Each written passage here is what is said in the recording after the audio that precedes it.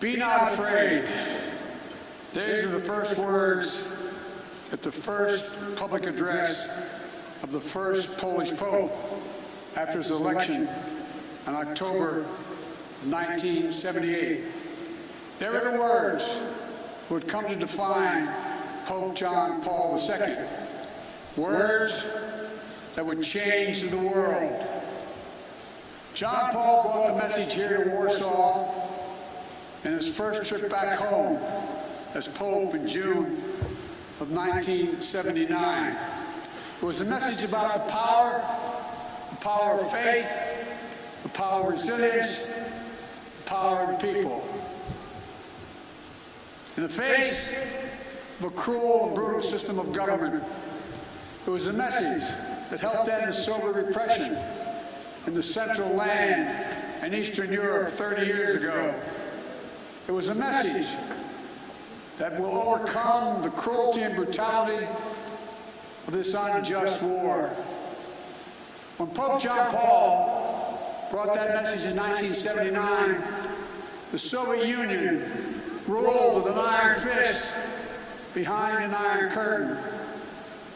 Then a year later, the Solidarity movement took hold in Poland. While I know he couldn't be here tonight, we're all grateful in America and around the world for Lech Walesa.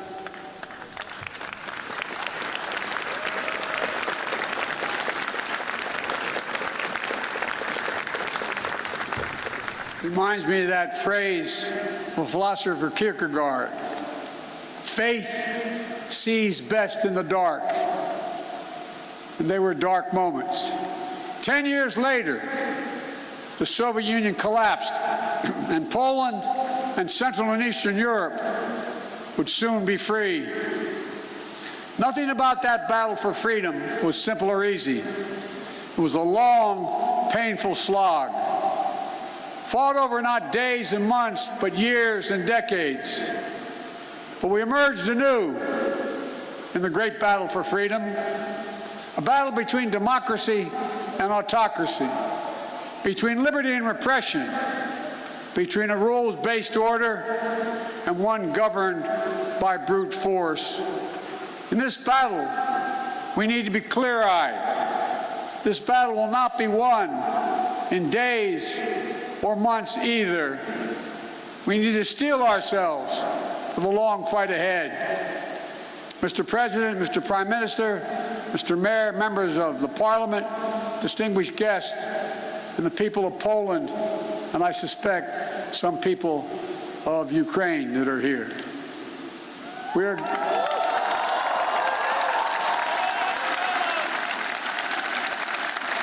are gathered here at the Royal Castle in this city that holds a sacred place in the history of not only of Europe, but humankind's unending search for freedom. For generations, Warsaw has stood where liberty has been challenged and liberty has prevailed. In fact, it was here in Warsaw when a young refugee who fled her home country from Czechoslovakia, was under Soviet domination, came back to speak and stand in solidarity with dissidents. Her name was Madeleine Koval-Albright. She became one of the most ardent supporters of democracy in the world. She was a friend with whom I served, America's first woman Secretary of State. She passed away 3 days ago. She fought her whole life for essential democratic principles. And now, in the perennial struggle for democracy and freedom, Ukraine and its people are in the front lines, fighting to save their nation. And their brave resistance is part of a larger fight for an essential democratic principles that unite all free people.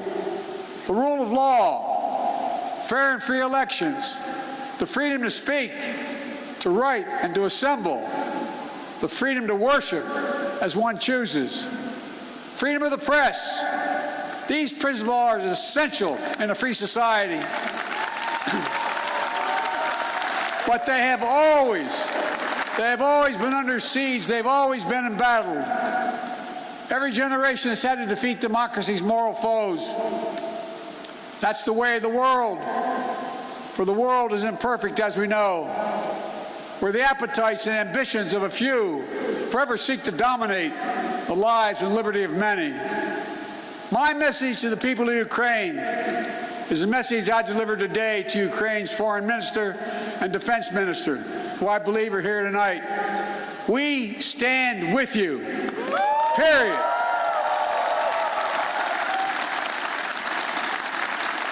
Today's fighting Kyiv and Melitopol and Kharkiv are the latest battle in a long struggle. Hungary, 1956. Poland, 1956, and then again, 1981. Czechoslovakia, 1968.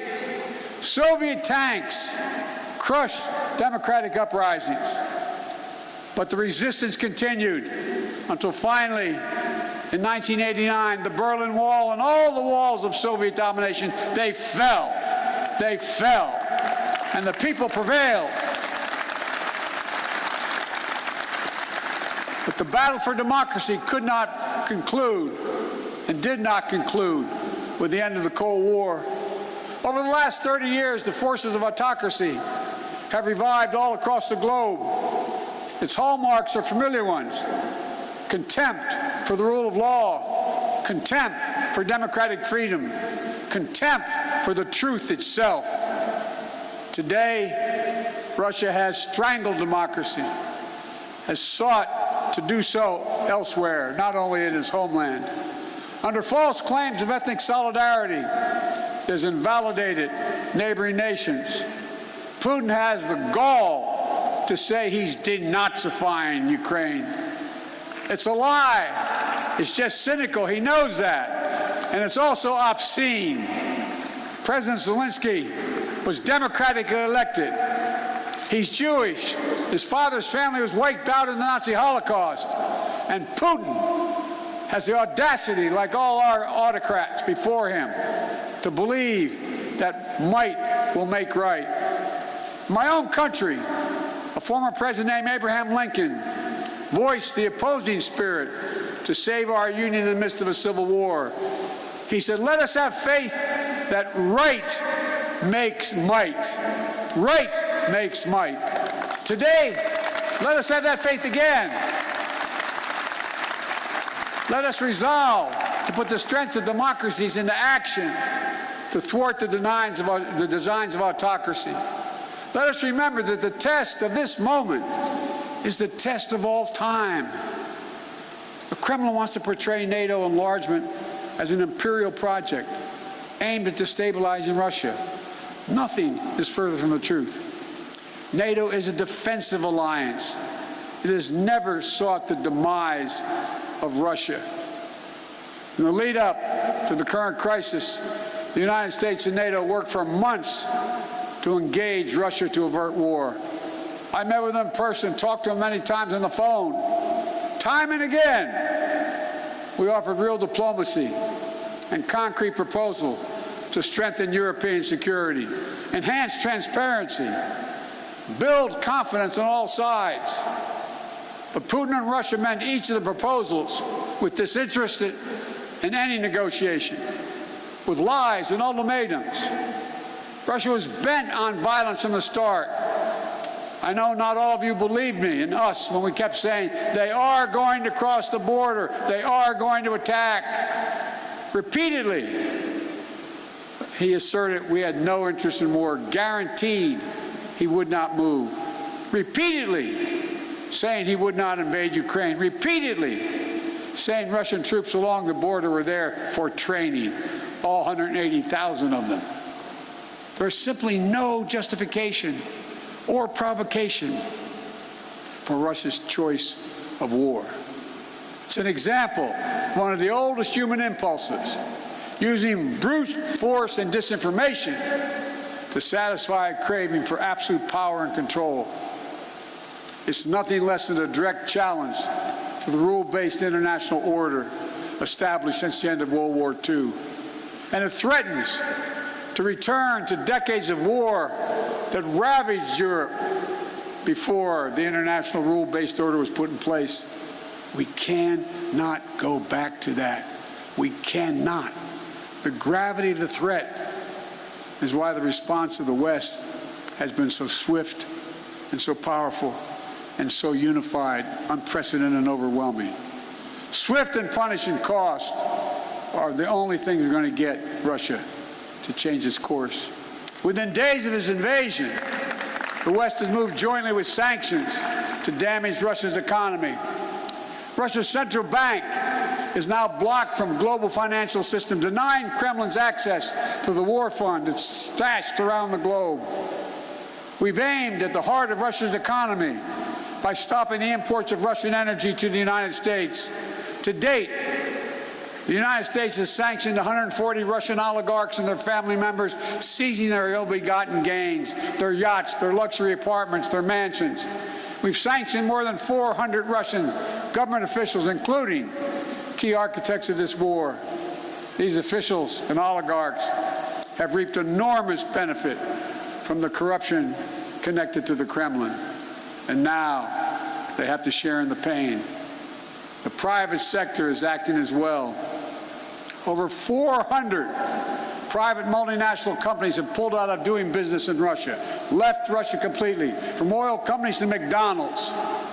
As a result of these unprecedented sanctions, the ruble almost is immediately reduced to rubble.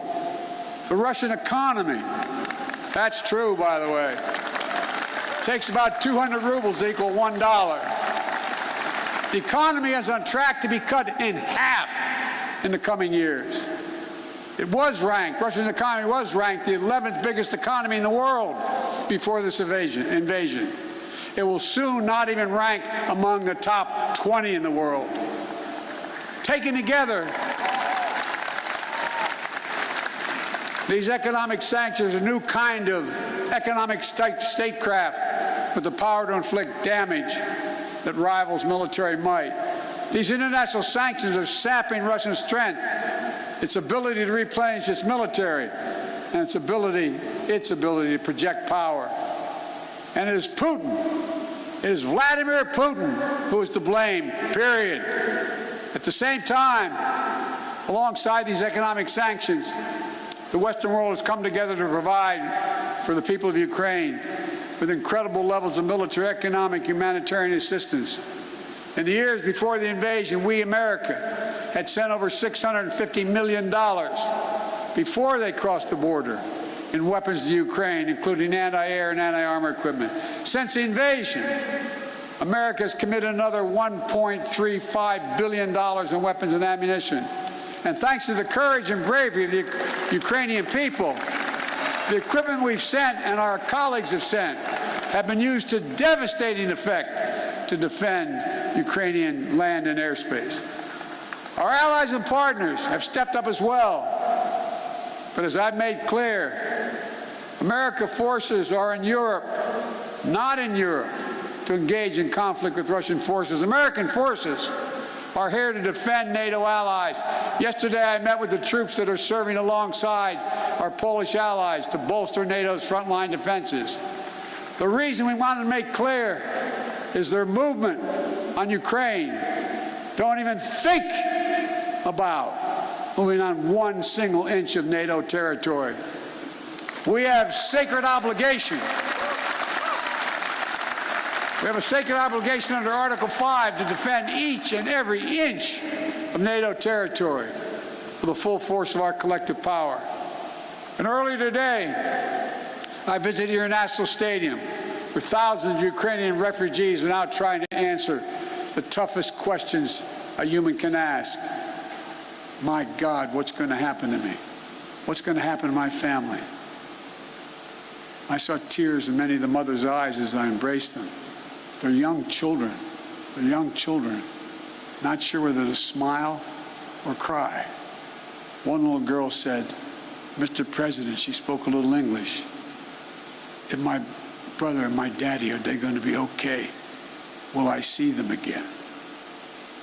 Without their husbands, their fathers, in many cases, their brothers and sisters who stayed back to fight for their country. I didn't have to speak the language or understand the language to feel the emotion. in their eyes, the way they gripped my hand.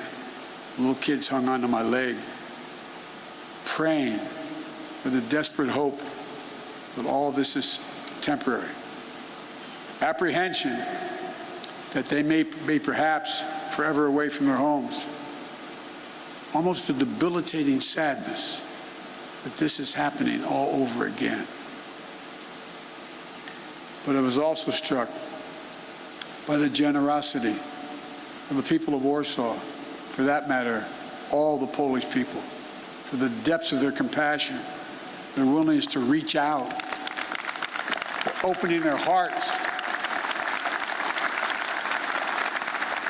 Say to the mayor and the premier, they're opening their hearts and their homes simply to help.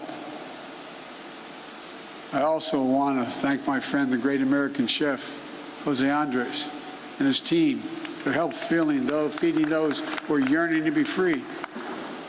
But helping these refugees is not something Poland or any other nation should carry alone. All the world democracies have a responsibility to help, all of them. And the people of Ukraine can count on the United States to meet its responsibility. I've announced 2 days ago we will welcome 100,000 Ukrainian refugees. We already have 8,000 a week coming to the United States of other nationalities. We'll provide nearly $300 million in humanitarian assistance, providing tens of thousands of tons of food, water, medicine, and other basic supplies. In Brussels, I announced the United States is prepared to provide more than $1 billion in additional humanitarian aid. The World Food Program told us that despite significant obstacles, at least some relief is getting to major cities in Ukraine, but not not Mariupol, because Russian forces are blocking relief supplies. But we'll not cease our efforts to get humanitarian relief wherever it is needed in Ukraine and for the people who have made it out of Ukraine. Notwithstanding the brutality of Vladimir Putin, let there be no doubt that this war has already been a strategic failure for Russia already.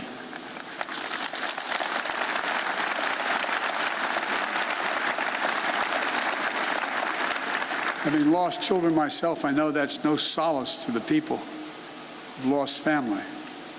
But he, Putin, thought Ukrainians would roll over and not fight. Not much of a student of history. Instead, Russian forces have met their match with brave and stiff Ukrainian resistance. Rather than breaking Ukrainian resolve, Russia's brutal tactics have strengthened the resolve. Rather than driving NATO apart, the West is now stronger and more united than it has ever been. Russia wanted less of a NATO presence on his border, but now he has a stronger presence, a larger presence, with over 100,000 American troops here, along with all the other members of NATO. In fact, Russia has managed to cause something I'm sure he never intended. The democracies of the world are revitalized with purpose and unity found in months that we'd once taken years to accomplish. It's not only Russia's actions in Ukraine that are reminding us of democracy's blessing. It's our own country, his own country, the Kremlin, is jailing protesters. 200,000 people have allegedly already left. There's a brain drain leaving Russia, shutting down independent news.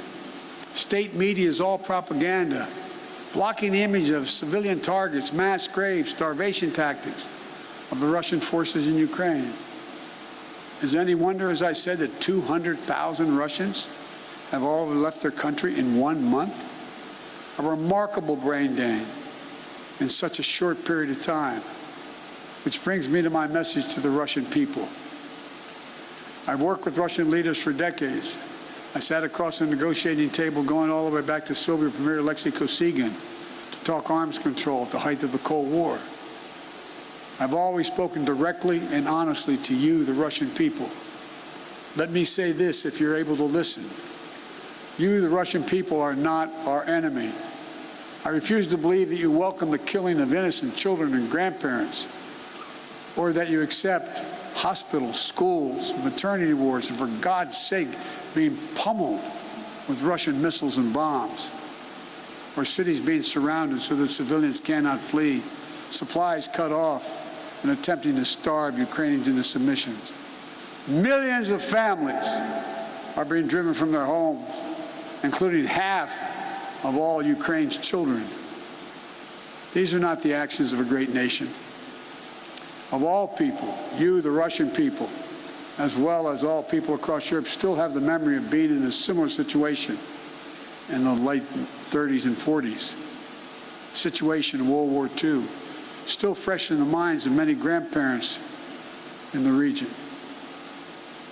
Whatever your generation experienced, whether it experienced the siege of Leningrad or heard about it from your parents and grandparents, train stations overflowing with terrified families fleeing their homes, nights sheltering in basements and cellars, morning sitting through the rubble in your homes.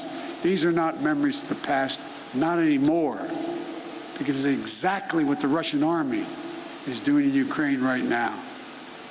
March 26, 2022, just days before you were a 21st century nation with hopes and dreams that people all over the world have for themselves and their family. Now, Vladimir Putin's aggression have cut you, the Russian people, off from the rest of the world. And it's taking Russia back to the 19th century. This is not who you are. This is not the future you deserve for your families and your children. I'm telling you the truth. This war is not worthy of you, the Russian people. Putin can and must end this war. The American people will stand with you and the brave citizens of Ukraine who want peace.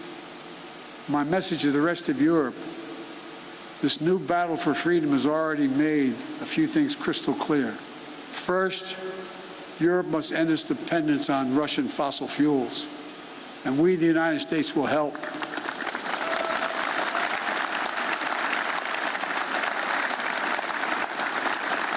That's why just yesterday in Brussels, I announced the plan with the President of the European Commission to get Europe through the immediate energy crisis.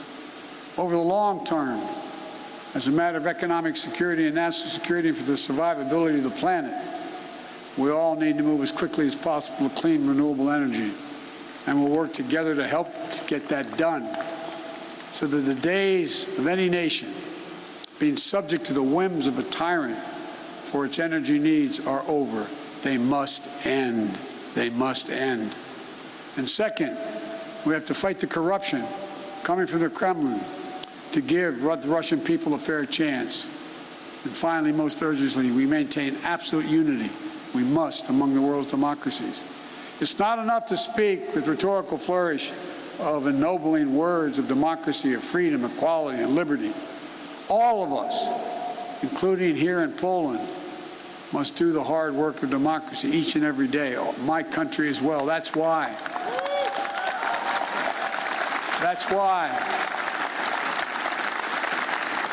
I came to Europe again this week with a clear and determined message for NATO, for the G7, for the European Union, for all freedom-loving nations.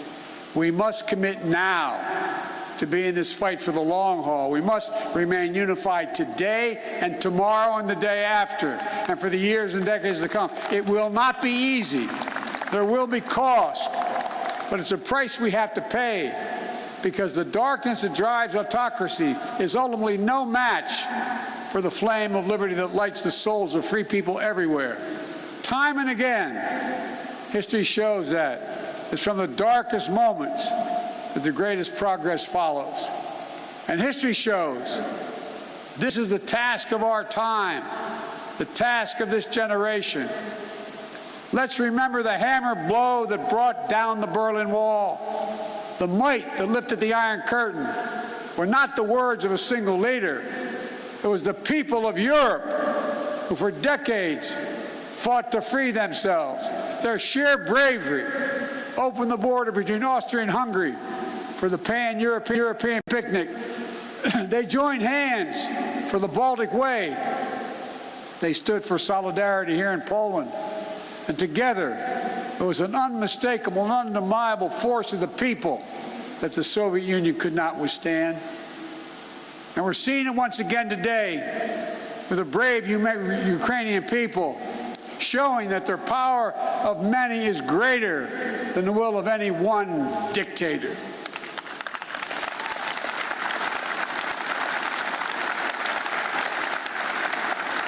So in this hour, let the words of Pope John Paul burn as brightly today. Never, ever give up hope. Never doubt. Never tire. Never become discouraged. Be not afraid.